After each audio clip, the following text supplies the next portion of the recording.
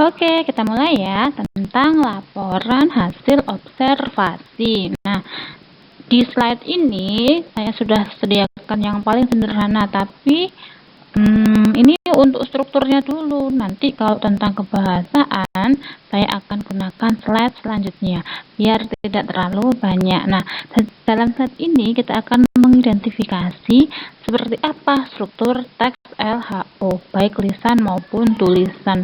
Kalau tulisan kan nanti jelas di sini akan terlihat, dan kalau lisan tinggal kita memperhatikan, begitu saja ya.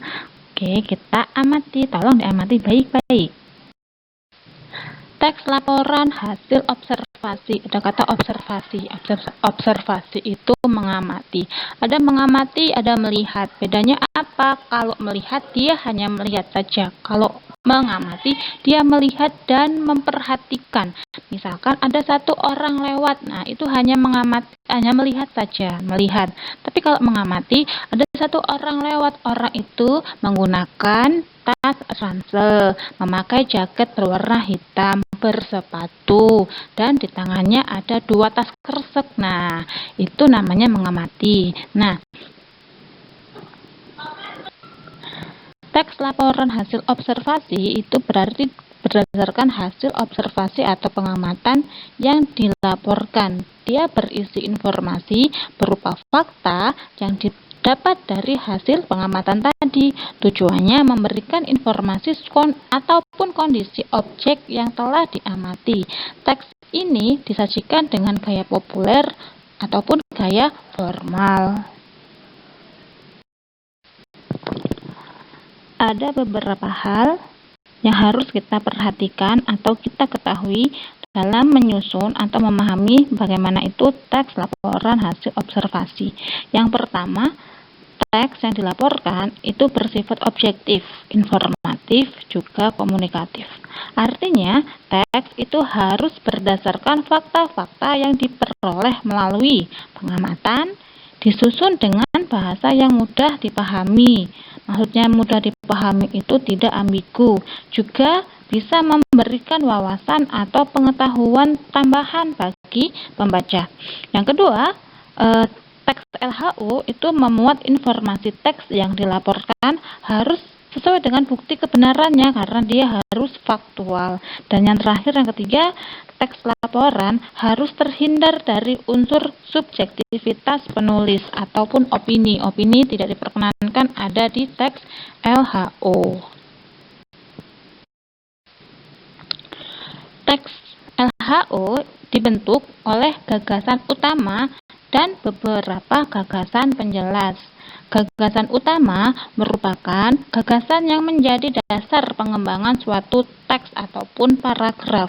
Dengan demikian, fungsinya sebagai pokok, patokan, atau dasar acuan.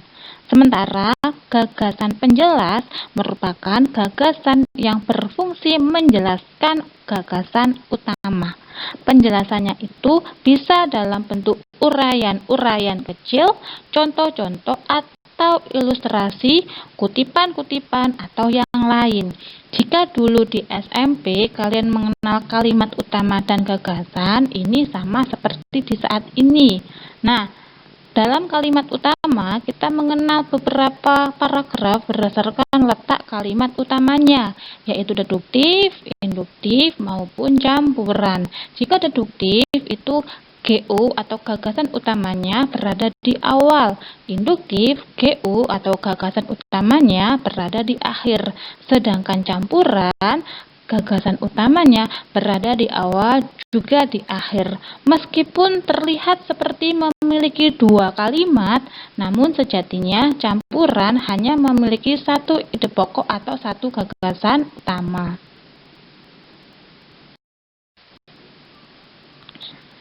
Gagasan utama dengan kalimat utama. Bentuknya berbeda, sedikit mirip tapi beda. Jika kalimat utama, dia bentuknya penuh 1 kalimat, diawali huruf kapital sampai diakhiri tanda titik, 1 kalimat utama. Nah, kalau gagasan utama itu inti dari kalimat utama. Kalau kalimatnya utama yang sudah ketahuan, maka inti kalimat utama itu apa? Itulah namanya gagasan utama. Nah, gagasan utama ini kata lainnya adalah ide pokok.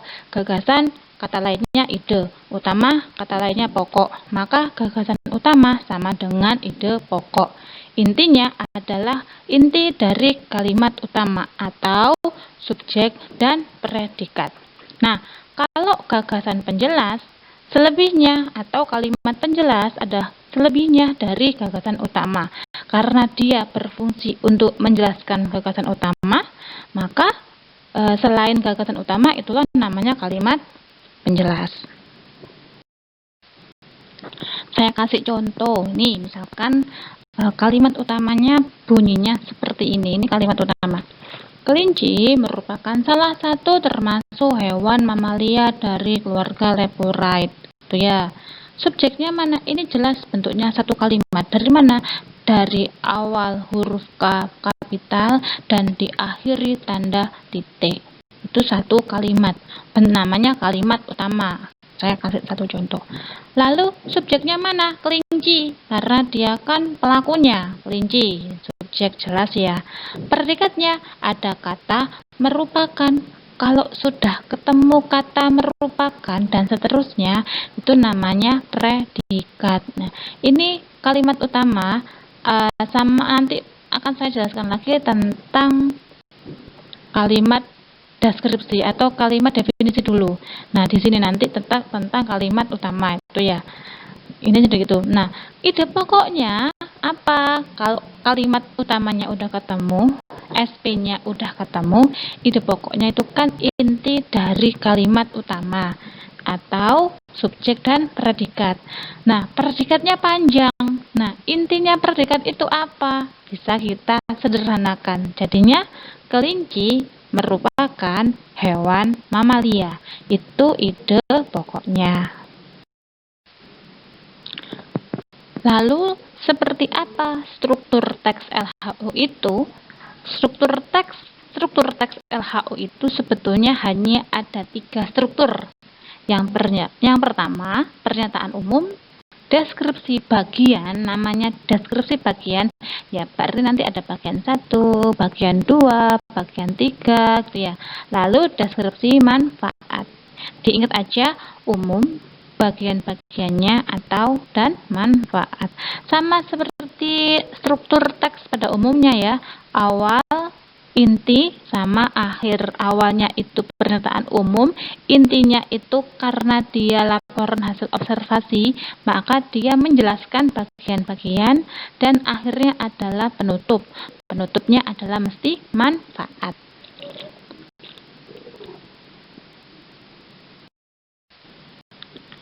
Seperti apa struktur teks LHO? Saya kasih satu contohnya. Perhatikan baik-baik. Silahkan buka kembali materi PDF.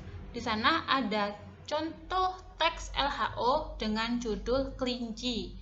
Meskipun hanya ada 3 paragraf, teks ini sudah bisa disebut sebagai teks LHO. Kita perhatikan baik-baik dari 3 paragraf ini. Seperti apa struktur teks LHO-nya? Kita perhatikan untuk paragraf pertama. Dari paragraf pertama ini ternyata masuk struktur yang pertama, yaitu pernyataan umum atau klasifikasi. Tahu dari mana? Karena ada cirinya. Pernyataan umum atau klasifikasi itu biasanya menggunakan kalimat definisi. Lah, kalimat definisi mesti pakai kata definisi, yaitu adalah, ialah, yakni, merupakan. Nah, coba perhatikan kalimat yang pertama. Kelinci merupakan. Nah, kata merupakan yang sudah saya garis biru itu adalah kalimat definisi. Berarti teks ini memiliki kalimat definisi, yaitu pada kalimat pertama, termasuk pernyataan umum atau klasifikasi.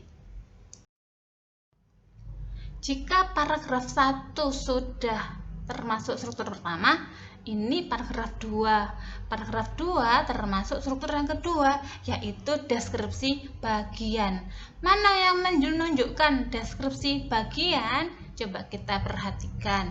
Jika melihat dari fisik, terutama pada bulunya, kelinci bisa dibedakan menjadi 2 jenis. Nah, dia mendeskripsikan bagian yang pertama, yaitu bagiannya kelinci dilihat dari fisiknya, dari bulunya. Nah, lalu yang kedua, deskripsi bagian yang kedua, dia menjelaskan bentuk perbedaan kelinci dilihat dari ordonya yang saya garisi, yang saya lingkari biru ya. Jadi ada 2 di sini bagiannya. Bagian yang pertama dia menjelaskan kelinci dari bulunya, dan satunya membedakan kelinci dari ordonya. Ada 2 ya. Deskripsi bagian 1 yaitu bulu, dan yang kedua adalah ordo. Nah, di sini semuanya disajikan dalam kalimat deskripsi. Seperti apa ini tadi? Dia menjelaskan secara detail mengenai objek atau bagiannya. Struktur yang ketiga adalah manfaat. Nah, struktur teks LHO kan ada 3. Yang pertama pernyataan umum, yang kedua bagian-bagian, dan yang ketiga manfaatnya. Biar mudah diingat kayak gitu ya. Nah, yang struktur ketiga ini manfaat. Nah, coba adakah kata manfaat dalam paragraf ini? Ada ya. Digunakan sebagai. Nah, di sini manfaat atau fungsi objeknya dalam kehidupan dilihat dari berbagai sudut pandang. Kadangkala memang nggak harus ada kata manfaat, nggak harus ada kata digunakan, tapi saat kita membaca kita bisa mengerti, oh ini manfaat dari objek yang dimaksud. Objeknya apa? Kelinci. Ternyata kelinci itu bisa memiliki atau mempunyai kegunaan, yaitu sebagai obat yang bisa menyembuhkan penyakit asma. Itu dia struktur teks LHO dari kelinci. Begitu ya cara menganalisisnya. Seperti apa struktur teks LHO? Ada 3. Pernyataan umum, deskripsi bagian, yang nanti dia akan menjelaskan bagian pertama atau bagian kedua dan sebagainya. Lalu deskripsi manfaat. Hanya ada 3 struktur teks LHO. Biasanya pernyataan umum ada di awal, deskripsi bagian biasanya berada di tengah-tengahnya, sedangkan deskripsi manfaat berada di akhir sebagai penutup teks. Namun ada beberapa yang tidak seperti urutan ini. Nah, namun meskipun tidak berurutan,